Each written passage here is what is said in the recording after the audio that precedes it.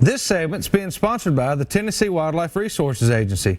Join us in preserving and protecting Tennessee's wildlife.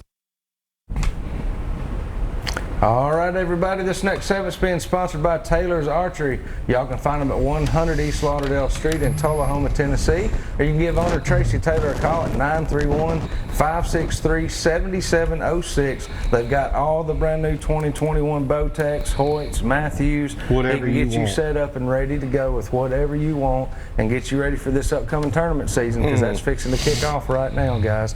Be sure to tell Tracy thank you for everything he does for us here at the show. He's got everything in there. He has got anything and everything you need up there, buddy. He's got it all and knows what he is doing. Wow. Guys, y'all can give us a call here if you'd like to, 615-737-7767. Until then, we're going to just start right into picking your brain, Daniel. All right. You know, first off, let's talk a little bit about, Dayton's got some here in front of him, but when we were fishing, we literally used these bank spoons all day long. Yep. Is that typically what you're using, you know, this time of year? I know you kind of change tactics sometimes throughout the year, but yeah, they've been in my arsenal for a couple years now, and there's really no wrong way to fish them. I'll cast them. I really used to throw them out there and let them go to the bottom and rip them and let them fall to the bottom all the way back to the boat. Yeah. With the live scope now, I use it totally different. I don't even cast it. I just drop it straight down and follow it on the scope. Yeah. Find the fish and just you know, move it, rip it. Sometimes I let it sit. I just kind of shake my rod tip. I've noticed the colder water, sometimes they don't want a big jerk through the water column.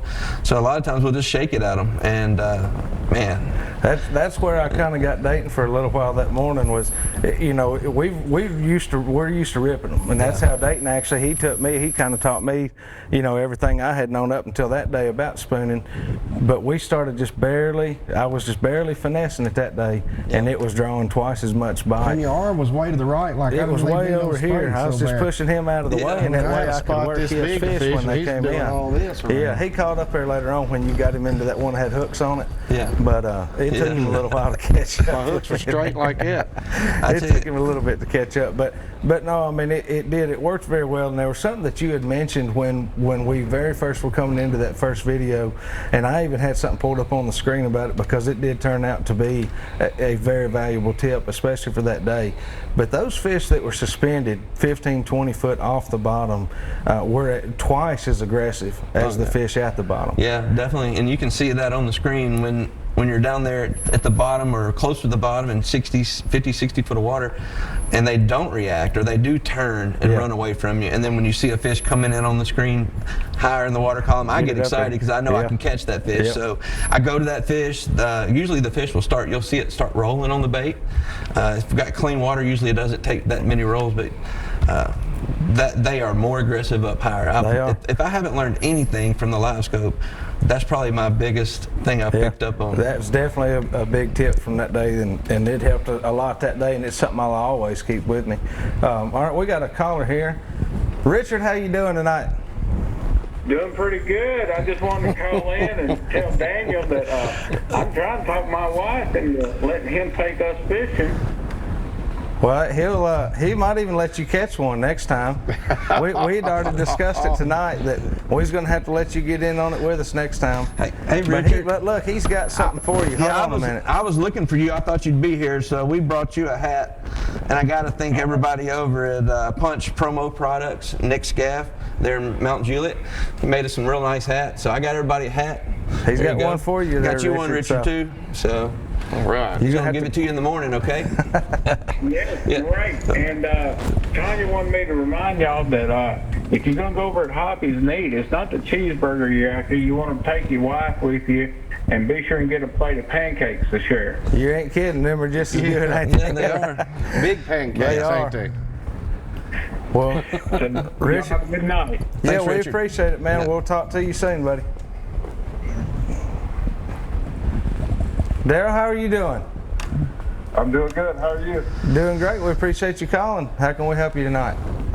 I was just wanting to ask him about the stinger hook on the jig, on the spoon that he's using. That's funny you asked. A good friend of mine actually gave me those. Those are aftermarket, something he found online. And I tell you what, when we had a couple trips where we weren't catching them, we were just getting hit, and that was that made all the difference in the world, that stinger hook. So, David, I appreciate that. This is the guy that gave me the stinger hook. Okay, Yeah, so, okay. Well, yeah. we had several fish that day, and Dayton talked about it there for a minute, but there were several fish that we would not have caught if it weren't for that stinger. Yeah, I tell you, So- I had a big one pull off, and that's all it took. That was it. You've run them ever since, haven't you? Yes, sir. Yeah, every one of them has the stinger hook on them. Yeah. Thanks for calling, David. Yeah, we appreciate it. Rebecca, how are you doing tonight? I'm doing just fine. We appreciate you calling. How can we help you tonight? I was just curious as to what pound of test line or visibility that would be recommended for like when you are using the spoons. Sure. Yeah.